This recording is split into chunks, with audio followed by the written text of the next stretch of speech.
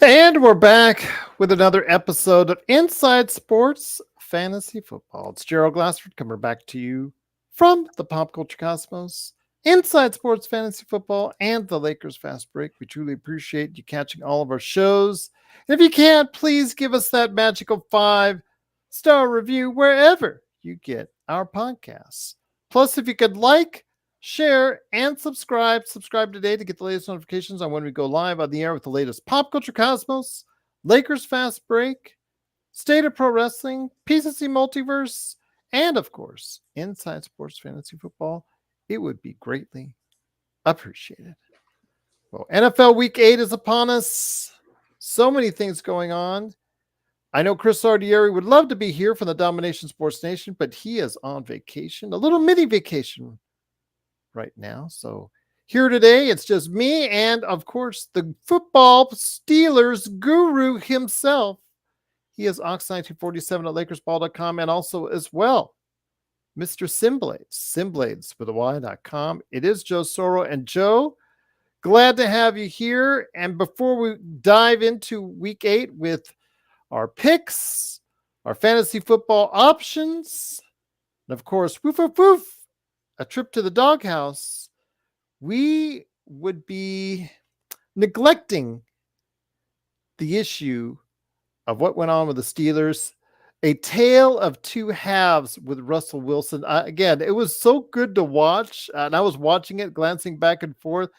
And I don't know if you saw the fans, Joe, in Pittsburgh when Russell Wilson was struggling. Well, I think it was like 2 of 8 to start off the game or something like that. He looked bad. He was throwing the ball. He wasn't getting anywhere near the receivers.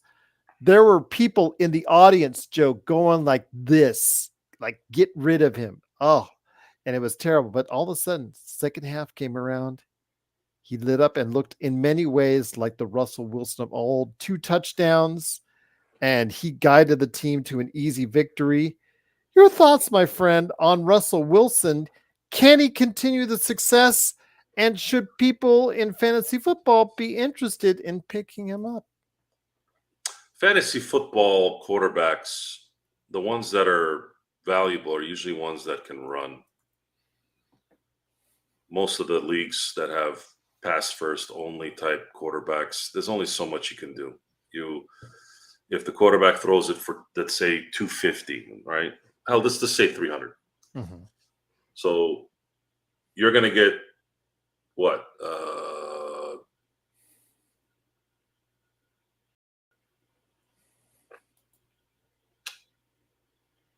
2 points for every 25 yards, or is it 1 point? Depending on like the general normal number, right? Yeah.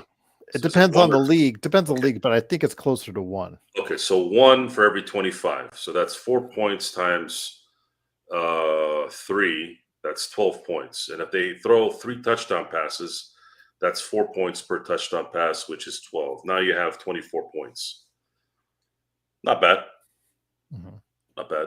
But believe it or not, a quarterback that throws a couple touchdown passes and passes for 250, yet runs for a score and then runs for 70 yards, numbers are a little bit better that way. As far as my assessment on the Steelers, the season is becoming very interesting. It might be the season where a okay quarterback might win a Super Bowl. What do you define as an okay quarterback? Someone who is an elite like Patrick Mahomes. Because at this point, I think Patrick Mahomes, in a lot of ways, might be the only elite quarterback left in the NFL. I'm talking Tom Brady, Drew Brees, Roethlisberger, Manning types. If anybody can say otherwise, I know Jared Goff has a place there. I know Josh Allen has a place there. But do you consider those guys elite? I think they're just very, very, very good. And then you have elite in Patrick Mahomes. Lamar Jackson throws for 5 touchdown passes and has 2 MVPs. And statistically, in those situations, someone could call him elite. I won't. Because Lamar Jackson can be diffused with the right team. It's just what it is. I'm never worried about Lamar Jackson, at least as a Steeler fan. The Steelers have his number. They own him. And I'm thinking if there's a time where Lamar can probably win a championship, it's probably this year before maybe some of the other guys start to develop. I don't know. I think the NFL is probably going to have to change the rules again to help the offenses score. I think the defenses have caught up now. I don't want them to do that, but I'm scared that they are going to do it. Joe Bash Bronny again. No, BTS, I'm not doing that here. I think there's enough. That pinata is busted. It's been busted enough. Time to move on. So with that, again, we're 7 weeks already into the season, coming up on week 8. There are some teams out there that are starting to get desperate. At this point, the waiver wire in many ways has run dry. You're going to have to start looking to make trades before the trade deadline happens in all these fantasy leagues. What are the options out there for people as far as trades are concerned? Like me, who lost Brandon Ayuk to a major knee injury. That's been devastating. It's my second one that I've had on my team as far as it's concerned in consecutive weeks, for that matter. People will start getting desperate to go ahead and make changes. Where would you turn to as far as trade targets are then? Let's say it's you that needs to make a trade. Where do you go to? Well, I'm gonna kind of break down what happened to me. So I was in conflict. I'm in 2 leagues because I can't be in any more. After a while, I start to not play well when I'm due more than 2. Mm-hmm. I made a conscious decision to draft McCaffrey in one league and Bijan Robinson in the other. They were the 2 running backs at the time that were slated to be the best, the top guys up there. Now Robinson hasn't really been worldly up until this last week. But if I had drafted him in the league I drafted McCaffrey, I would have probably won 2 more weeks. I hit the dump the first 3 weeks of the league, of both my leagues. Just kept running into really bad luck. One, the fact that I had to really focus on how the hell I was going to get around missing McCaffrey and his points. And then, of course, my other league being I just kept playing the guys that kept dropping 175 points. So in one of my leagues, the receivers that I drafted were Drake London and Reed out of Green Bay. And then I had Tank Dell thinking that would be a pretty good trio. Tank has been tanking all year. I finally am benching him this week. And Atwell is a guy I picked up off the wire. He's someone that could be valuable down the road, especially during the bye weeks.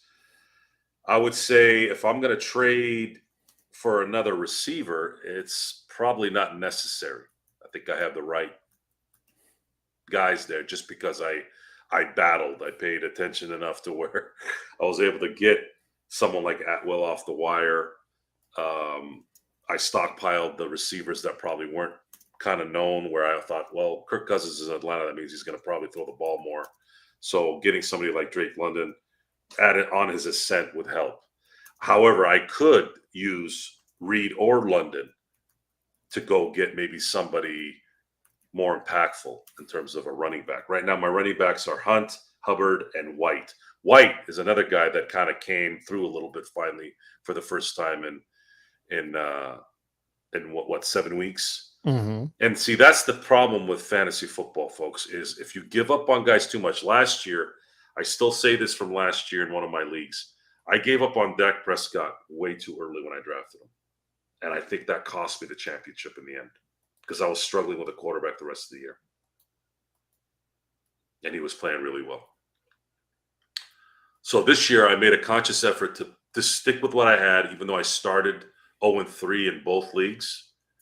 And right now, I'm 3-4 in that other league. I'm coming. And I am miles ahead of the person I'm playing next. I'm slated to get 440 points just off my basic lineup. And usually when you have a good week like that, usually that means it's probably going to be 170, 180. I'm not a big trade guy, Gerald. I rarely trade. I rarely trade because I don't really need to trade. I know how to structure the team. There are times where I get lost to the point where the injuries take a toll, and that particular league this does not have anyone available over the wire because we just are able to stack talent on the bench, and you have guys that sometimes will take two or three guys, and they'll be just sitting on their bench, and nobody can get them. I've been trying to campaign in both my leagues to try and put a cap on roster spots. So looking at my roster spot, I have 1, 2, 3, 4, 5, 6, 7 bench slots. I think it should be gone. I'm going to push to see if they can do it, take it down to at least 5. Then you can have a chance if things go wrong. But that's a story for next time. Right now, if I had to give you an answer to your question, I don't think I'd do anything. I don't think I'd trade anybody right now. Okay.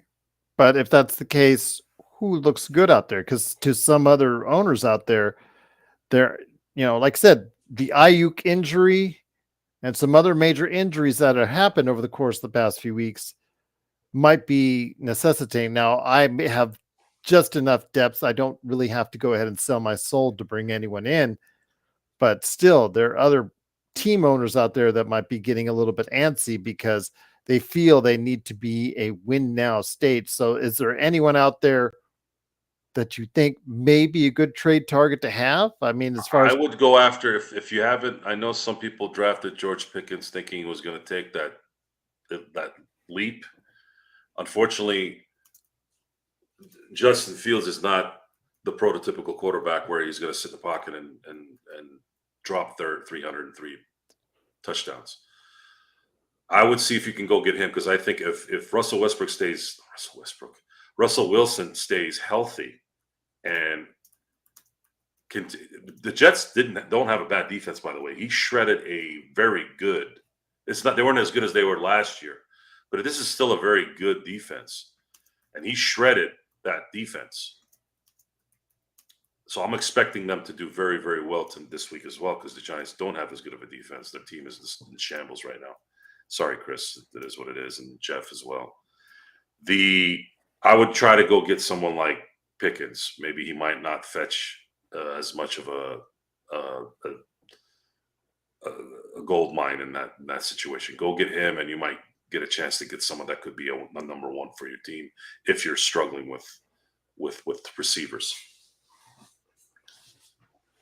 Well, we'll see what happens. Coolbro says Puka should be back.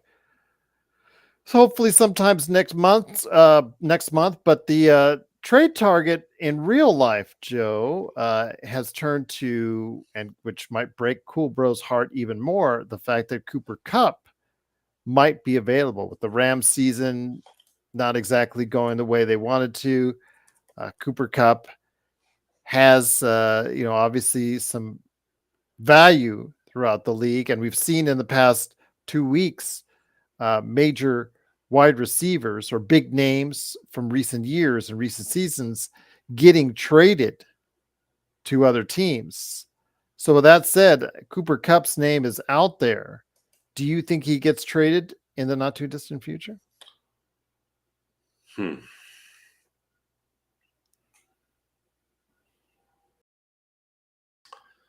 It would depend on his health. If he can come back and be 100% healthy.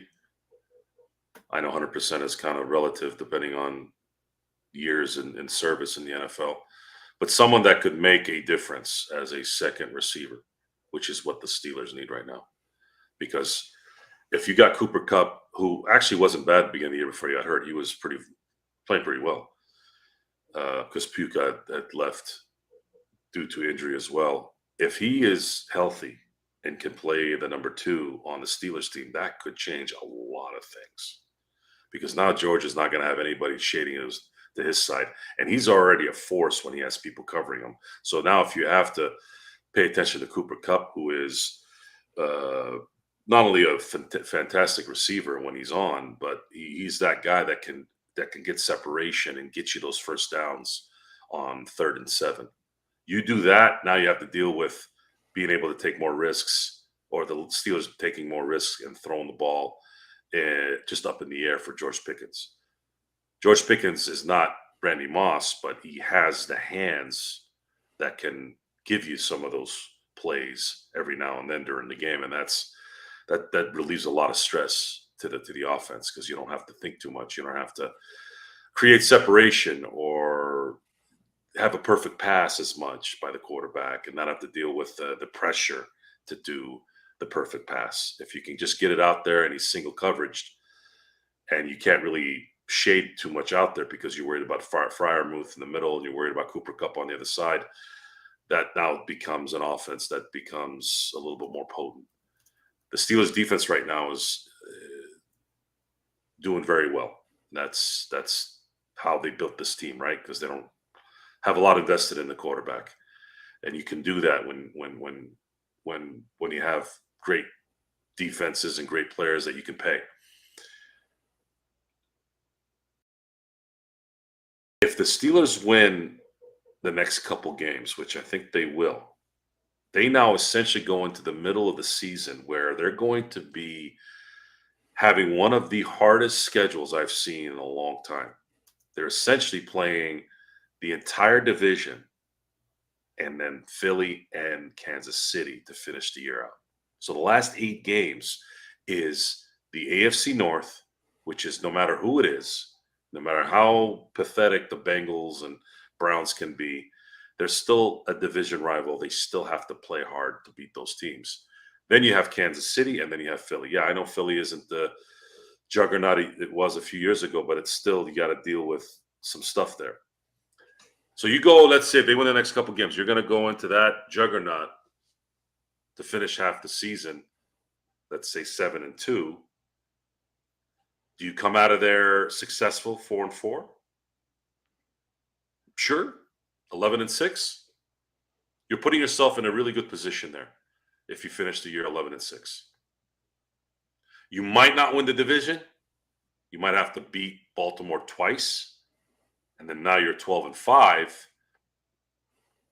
You're having a season that I actually didn't expect them to have. I actually expected a 5-12 season. So yeah, I think Cooper Kupp, someone like a Cooper Kupp healthy to be able to finish the year, that could be an interesting scenario. There could be a situation there where the Steelers don't have to play Baltimore and Kansas City in the playoffs if they win the division. And then you can get lucky, like the Bengals got lucky against Kansas City a couple years ago. You could have a game where they shock the world. And if you win that game and you get to the Super Bowl and you play somebody like Detroit or the Niners, I'm not afraid of Detroit. I'm not afraid of the Niners. I know the Niners are reeling right now, but they still have a good coach and a good quarterback, and they're experienced. But it's not as.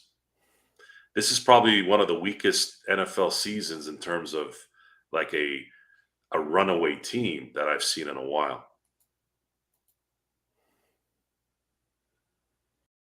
Once again, it is Inside Sports Fantasy Football. It is Joe Sorrell along with me, Gerald Glassford. Thanks so much again for watching, listening. Truly appreciate it. So with that, for the last half of the show, we'll talk about NFL Week 8. And before we get to our picks, are there any matchups as far as just from a fantasy football level or just as a casual fan, Joe, that you're really interested to watch this weekend? I'm sorry, what was the question?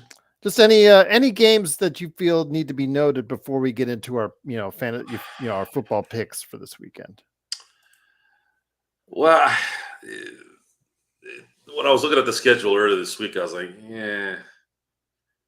And you were looking at games like Cardinals versus Miami, Green Bay versus the Jaguars, Texas versus it's a really bad week actually. Even the really good teams are playing lousy teams. The Ravens are playing Cleveland. The Thursday night games, I've been pretty much missing every Thursday night game because this lame Prime Video bullshit. I'm like, I'm not gonna get on my TV and click on a damn link to watch a freaking full. That is such a stupid. I don't know. I know they're probably making money. They're making $1 billion on that deal, but I'm like, I'm not going to go out of my way to go click on a link to watch the freaking Rams and Vikings. Like, I don't know what's going on here. Most intriguing, if I had to pick, geez, maybe Dallas and San Francisco because it's Dallas and San Francisco. But everything else is terrible. Seriously, look at the schedule. What is the one marquee game this week? I'll run it by real quick. You have Vikings against the Rams, snooze fest. Ravens versus the Cleveland Browns, snooze. Lions against the Titans, snooze. Colts, Texans, snooze. Green Bay in Jacksonville, snooze. Cardinals, Dolphins, snooze. Jets, Patriots, lousy. Falcons, Buccaneers, maybe. Philly, Bengals, okay, maybe. Saints, Chargers, snooze. Bills, Seahawks, probably the most competitive game, I think, of the week between the two. Bears in Washington, they're playing well, but I don't know. I guess the theme there is the first two picks of the year, right? But this is a lousy week for like marquee games. But then again, I'm starting to notice that the longer the season goes, the more the mediocrity of the NFL is just spewing like crazy. Am I wrong or am I being harsh? I think it'll be a little bit harsh. It's not that hard Really? to do Amazon Prime. For me, it's just I grab my remote, which happens to be Amazon Fire Remote. 2 clicks, 3 clicks, boom, I'm on Amazon Prime. It's usually the first thing I see on the digital bill. But then again, you're different though. Hey guys, he has you have the satellite, correct? So it would be turn off the satellite, turn on whatever, put on the computer, get on Amazon Prime, type in it. Yeah, so it's a little bit more legwork involved. So it's different. I'll give you that. I will correct my statement and give you the fact that it is a little bit more work for you than it is for me with just one remote. Cool, bro. How the hell do you know anything about Norm Van Brocklin? Or Crazy Legs Hirsch? Your dad wasn't born when those guys were playing.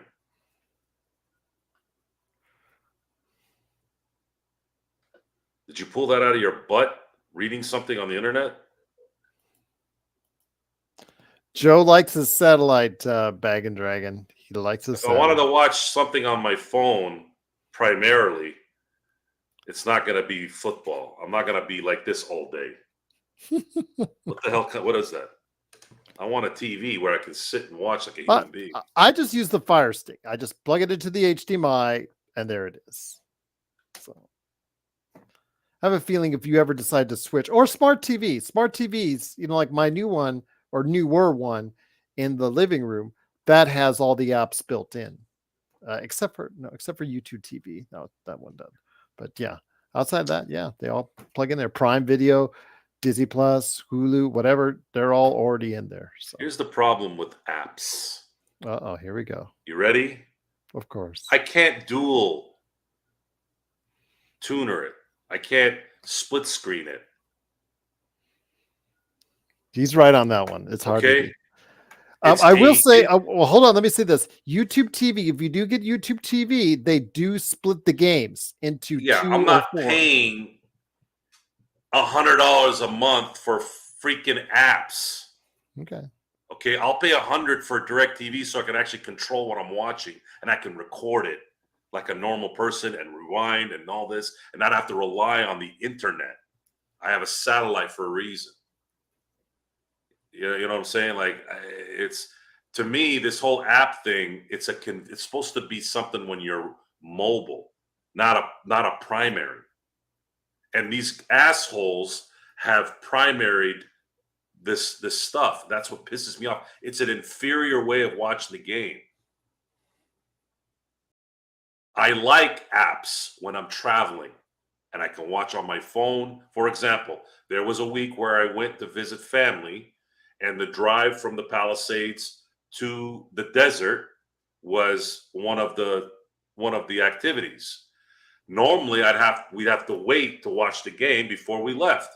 But with technology and the apps on the phone, All we did was switch seats. My wife drove and knew I wanted to watch the game. I ended up watching the game on the phone. That is cool. But I don't want to do that shit at home. It's an inferior. They've gone backwards in terms of quality. Stupid. It's a stupid way to do it. Give me the option. I'm paying $100 for DirecTV. Can I get it on my goddamn TV? Can you do both? If you're so enamored with, oh well, people are streaming now. Great, that's nice. Can you hook me up too? I've been watching your shit for 30 years. Why do I get asked out? The greedy assholes. And on that, it is, of course, NFL Week 8. It is, of course, Joe Soro, a.k.a. Ox1947, along with me, Gerald Glassford. Thanks so much again for listening. So before we get to the doghouse and our underdog picks of the week, Joe, favorites, not favorites, before you get to your underdog special and the doghouse, are there any lines that are speaking to you that Xbox or anybody out there might be interested for entertainment purposes only?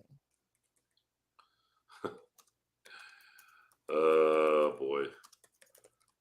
We're going lines or just wins? Yeah, just lines. Just lines. It could be a favorite. Doesn't have to be, again, we'll go underdog with the doghouse because I've got a good one for me that I'm gonna go out. I'm not liking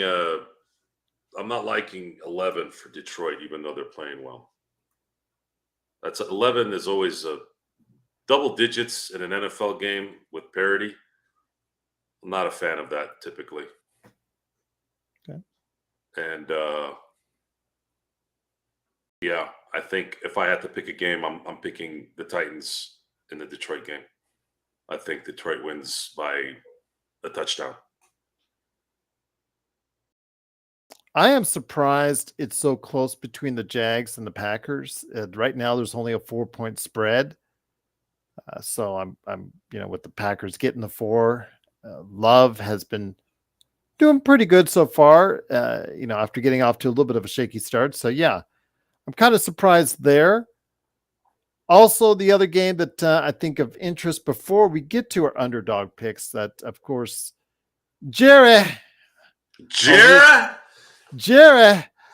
we're looking at our weekly maybe bash the Cowboys deal as the Cowboys and 49ers face off. Man, this season doesn't get any easier for the Cowboys, Joe. Where has it all gone wrong in Dallas? You just said it. Jerry Jones. I never thought in a million years I'd see an owner absolutely napalm his own team more than Al Davis the last 30 years of his tenure. But Jerry Jones is as close to a jilted chick in a relationship as I've ever seen in sports in terms of how he operates. He has absolutely no clue. You want to talk about narcissism? It's crazy to say this. Even LeBron can't hold a candle to Jerry Jones's narcissism. That's saying a lot. Wow. I mean, Jerry Jones is so absolutely just, it's not confusion. He's not an idiot. There's none of that. It's just a waste. He's a waste. He's wasted. You can't get this back. You can't get 30 years of just shit for no reason. He didn't have to do it this way. He had no reason to do it this way. If he had just done it right, the Cowboys would have won Super Bowls by now. I'm sure of it. If he just found the right guys. But he wants to do it his way. He's that guy that says, you know what? It didn't work the other 400 billion times, but it's going to work 400 billion and one. And he's just sticking with it. And the people who support the Cowboys, just like we discuss about the Lakers, you're the problem. You keep going to Dallas, you still go to the Cowboy Stadium, and you still pay that money for the ridiculous parking charging and charges and those season tickets, and you all think the same way as Jerry Jones, and then you criticize them after they lose. You're the same. You keep going to the games. I'm not going to the games. I'm sure Chiefs fans aren't really going to the games unless the Chiefs are playing there. Or maybe they're going there if they live there and they just want to go to a game. But they're not invested like the Cowboy fans are. You are allowing Jerry Jones to continue to do what he's doing. And at the same time, the TV contracts have also allowed him to do this. This wouldn't have been accepted back in the 60s, 70s, 80s when you had to have people show up. Now the TV contracts all but guarantee that they're going to get what they want regardless if they stink or not. If you don't believe me, look at the Cleveland Browns. Those guys can continue to sign morons and people who don't do shit for their team, and yet they're still existing. So, yeah, by just name recognition, I'd say that the Niner-Dallas game will be a game to watch. But in terms of its substance, it's not really there because I think the Niners, while when you're a good coach like Kyle Shanahan and you have a steady quarterback, you always have a chance in the NFL. But at the same time, this thing could come off the tracks if more injuries keep coming. It could happen. So before we head on out, it is that time. We head on down, look over our shoulder, see that fall is starting to creep on in, although here in Vegas it's still 90 freaking degrees. So we had like one fantastic day and can't have that for long, can we? So went right back up again. Yes. So with that, my friend, it is time to go ahead and look out on the lawn, and you see the dog there, and it's time to head over to woof woof woof, head over to the doghouse. So with that, who is your underdog pick for NFL week? What's my record this year for underdogs?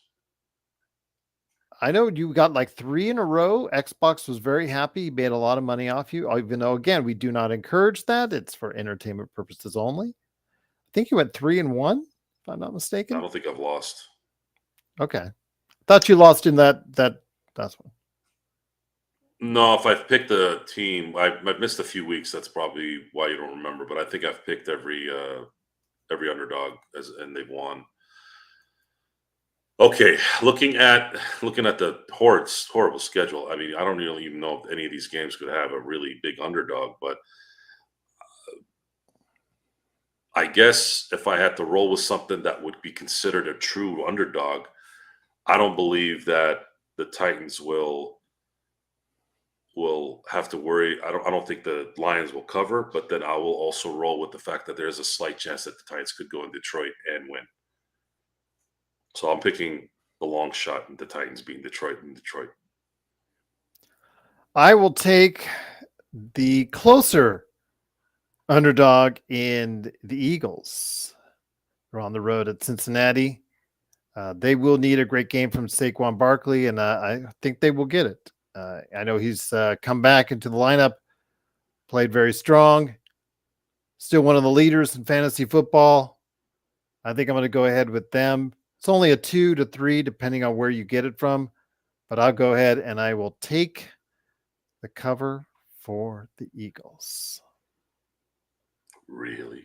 Mm-hmm. Okay. Good pick. So with that, Joe, it is NFL Week 8. It is Inside Sports Fantasy Football. If anybody out there has any questions on lineup, waiver wire, trade issues, or just your plain lineup, like earlier with Nakomi, she had a great question earlier. Just hit us up, isfantasyfootball@yahoo.com. But Joe, any last thoughts on your Steelers or anything going on in NFL Week 8 before we head on out? I hope to see a repeat of my teams beating New York teams I think it's quite poetic that it's turning into this. You guys hear that? Sound like weird. a ghost. Yeah, it did. Maybe it's because it's the season. There you go. Yeah. Yeah. So again, I find it, it's been a good week for my teams. They've been slaughtering the New York teams. And it just so happens that the Steelers are playing the Giants this week. And of course, the Dodgers are playing the New York Yankees. I am feeling pretty comfortable that this week and change will be the perfect week, the perfect few weeks in terms of my teams beating New York teams. I'm expecting the Dodgers to beat the Yankees in the World Series, and I'm expecting the Steelers to beat the Giants after they just beat the New York Jets. And that's what I'm sticking to. So I'm excited about seeing the results of that. Bag of Dragon says, getting married soon. Should I get a Lakers ring? If that's the case, that's probably one more ring than the Lakers themselves will earn this season. If you're going to get a ring, I'd get a black tungsten ring. Just make sure that it's loose a little because those things don't cut. There you go. Sound advice. Gives you even sound advice. No, cool, bro. My house was brand new when it was built, and I'm going to tell you, I'm going to tell you what I've told my kids since they were little. Ghosts don't show up in Joe Soros' house. Ghosts are afraid of me. Joe haunts his own house, and I think that's all. And it worked, folks. My kids were never scared of ghosts in the house because I taught them very young. The ghosts don't come. They're scared of daddy. And they believe me.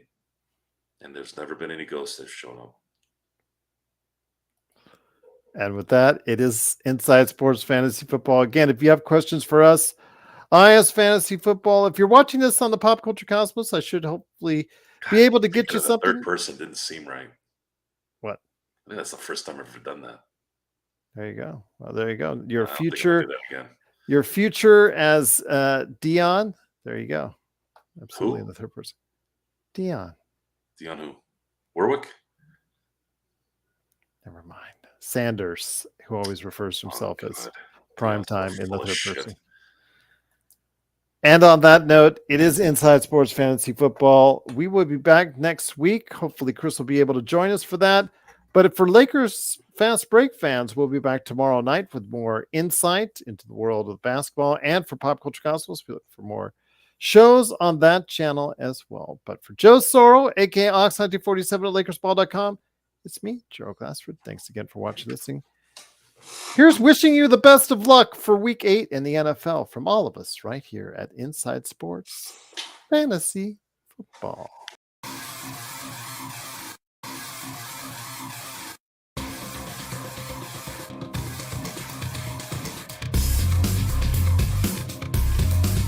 Suck it, cool bro.